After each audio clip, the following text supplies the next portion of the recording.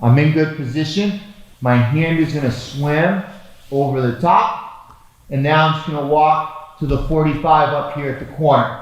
I swing this hand over to block the hip. We walk around, and then I swim this hand, and right here, this is where the pummel has to happen. We have to win this battle. Okay, I can't just bring my hand here while he has defense, okay? Sometimes you're gonna have to pummel the hand through to swim it so that both of his hands are beneath you, okay? Now, I can take this hand from here and I can come around and I can go 4 fingers here in the jacket. I'm gonna step back over his head, and now right here's the other key point. My head transitions through the hole so that he can't play defense. Don't just pick this arm up and let it come in front, okay? Because then it's gonna be blocked. Keep it down, pop your head through the hole, and then catch it, okay? It doesn't really matter how loose this is, okay? Because I can always tighten it up. Even if he tucks his chin here, and I get to here, we can go nice and deep, lock it up, and now I'm gonna put my head on the other side looking in the other direction. So once I step back over his head and I sink my weight, that's when I can get a good solid choke. Okay, we go for the Americana here. You grab the Americana, you start applying Americana, and your opponent starts stretching the arm like this. He's really strong. Okay, he's stretching the arm. When that happens, it's really hard for me to bend his arm back. Okay, so if you stretch the arm really fast like this, what I do, I have the option to go to a straight arm bar. Check this out. If I turn his thumb up and push his wrist down and have my forearm under his elbow, he's gonna tap. It's gonna create like a leverage here where he's gonna tap. If his hands keep feeling facing this way, he's not gonna tap. He can resist. So you gotta turn his thumb this way, and then you drive the wrist towards the mat, like the pinky towards the mat, and you lift this elbow here. Okay, but you just like lift like this. You don't lift like that. So you keep your wrist on the floor, your hand on the floor, and just lift the elbow. Okay, so it's gonna look like this. I'm here. It's gonna stretch. I'm gonna turn.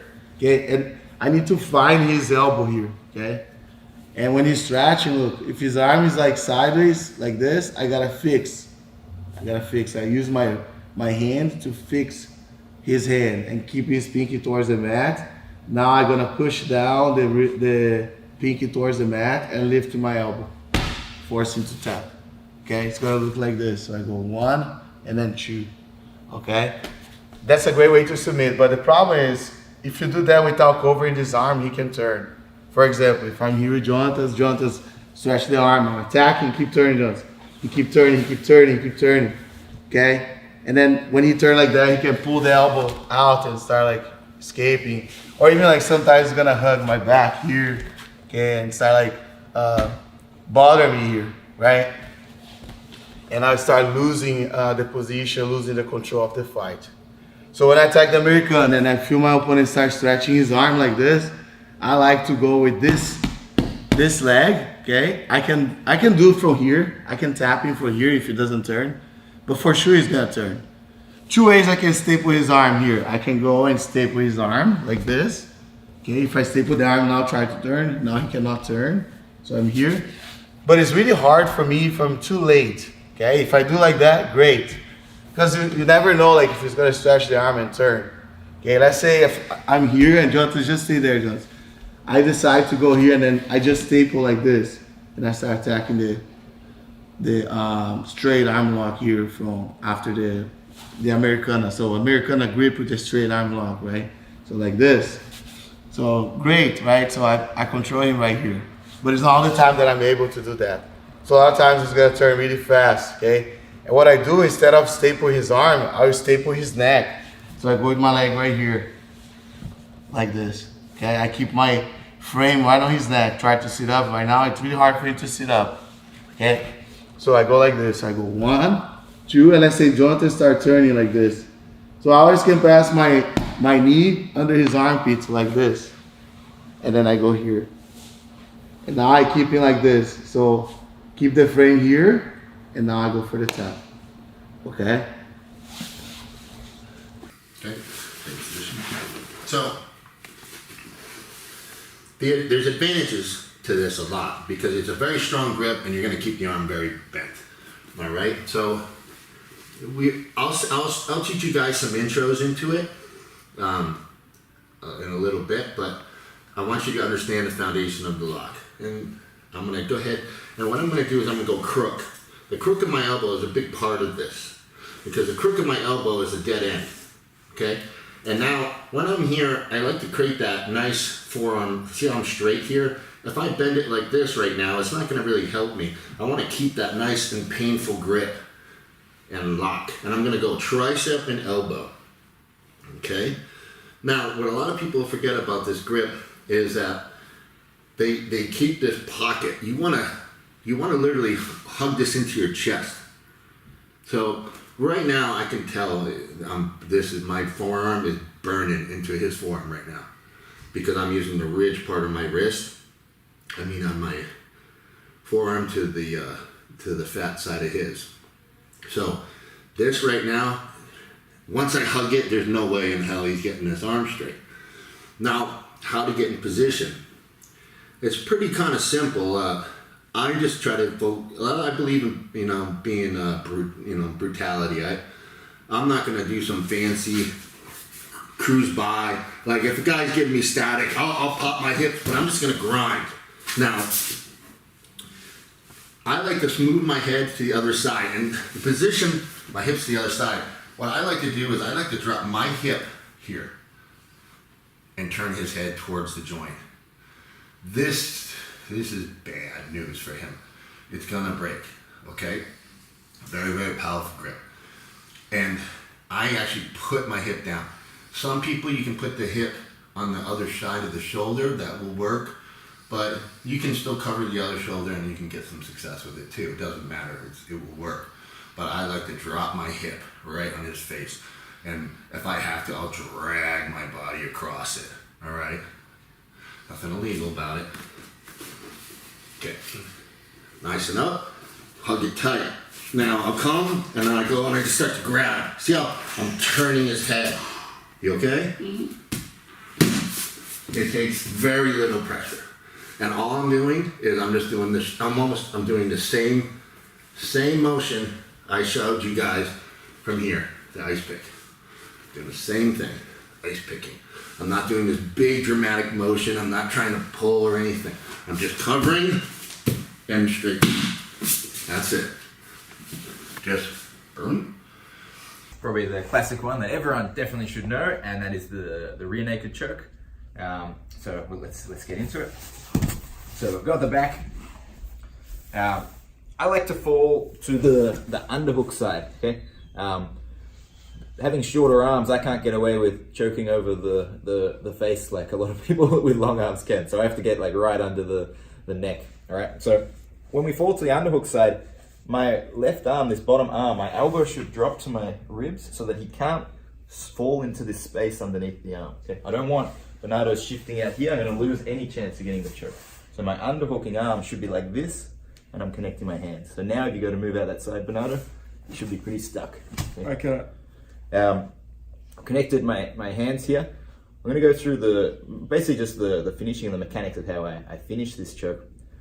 The main thing I want to stop at first is Bernardo's head moving this way too, okay? So it's my arm doing that, but it's also my head being next to Bernardo's head, okay? So my head also assists with that.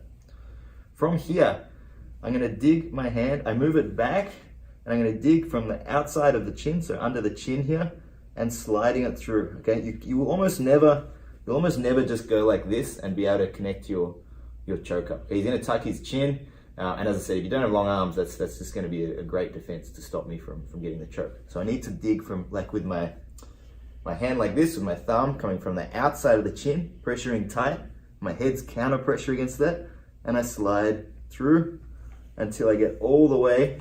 I want to get this really deep. I actually even like reach, let's turn a little bit this way. I even reach it like far enough hooking around that I feel like that's taking over that same role of stopping Bernardo moving this way. So off of my arm alone, if I take my underhook out, if Bernardo goes to move that way, he still can't. So I actually have to be I have to be active in this pressure here. I can't just be here. Here, move your head out and shoulders out. I'm gonna lose it, right? So when I get this, I want to pull back nice and tight. Okay. The next thing, what's he going to try and do is going to peel that hand off, right? He's going to, if he can get to this hand, I could just pull this hand. No, this one, sorry. Yeah, and he removes it. Okay, so it can't be just here. It has to be like hidden as far around, like deep and as far as possible. Take your time to do this, and then cover your hand with your chin as well. Try and get to my hand now, Bernardo. I can find it. Yeah. All right. So now we have this. Now I just need to get my second hand in, and I'll be able to get the finish. Now, what I used to do, which changed recently, and it's much better, is I used to try to like swim from here, but you can block that, right, Bernardo? You can hold that. Okay. And I don't want to. So I don't want to grab my arm here where he can hold it. I'll never get the second hand into the finish, and he's going to peel this off. So what I do once I've got this position is I actually get up on my elbow and I sit forward. Man, that's amazing. Because now, once I'm up like this, he still can't fight this hand, and my left hand can come from the back, which it couldn't do before. Okay, it comes behind the neck here. Try and block that, Bernardo. I can find it. Good. Once I basically put my fist in the neck, and then I bring my elbow over the top so that my hand can connect here. Okay, so it's like nearly impossible to stop. Okay, now my right hand connects to my bicep, like top of the shoulder. Left hand can shoot through, and it's done. We just squeeze like with our. It's not, you're not pushing the head. You're actually pulling your elbows back and your chest forward to finish this. We start off with an experienced opponent in bottom mount. It's not going to be easy just to separate his arms and pull his elbow across the center line into the Jiu-Jitsu. So probably the number one method of doing so is the ratchet method, where I go underneath my training partner's arms. He'll have his elbow locked in close, and we put our wrist underneath his elbow. We start walking out progressively until we run into resistance. When we can't go any further, our head goes over his head and our arm straightens. We walk out a little further still. We're looking to steal space every time we move out. Every time his elbow comes back, down, look how we just lengthen and straighten. Lengthen and straighten. I'm going forward, but I never go backwards, rather like a ratchet. When Bernardo tries to take me back where I came from, the friction of my palm to the mat makes it impossible. So I can only go in one direction, forwards. As we go further and further around the corner, there comes a critical point where his elbow drifts to my center line. And once we get there, we're always looking to get our head outside his elbow. Now we bring my knee all the way up, and we make a good turn right onto our training partner's shoulder line. I bring my arm underneath Bernardo's. My arm goes around his leg, and my ear touches his thigh. It's that ear to thigh position that makes my cross-face leg so light and makes for an easy transition into the mounted position, into the Jiu-Jitsu from top position like so. Now from here, initially, I hold elbow to elbow with a post hand here behind me. I look at my opponent's arm configuration. Here we're elbow to elbow, but at some point, I want to start separating his arm. That means I'm going to have to come up elbow to wrist. But I can't be naive. I can't just hold the wrist and have my opponent release and turn out. That would be a disaster. As he turns out, we've lost everything. Okay, we can't let that happen. So it's important that at the time we go to separate our opponent's arm, you have good control of the elbow. Here I get to the cross chest position, and as I separate, because I have this grip here, he can only turn so far and no further. Okay? If I let his elbow go across to the other hip, then I'd be in trouble. But here, I have excellent control. Now, I straighten out the arm with a half hand grip. We go 2-on-1. One elbow goes down, that's my pulling elbow, and one elbow goes up, that's my pushing elbow. So I have both a pull and a push, then I raise up the height of the fulcrum, and we get a very strong break.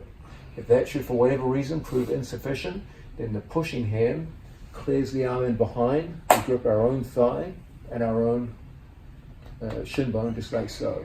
And as a result, we get a tremendously strong breaking position.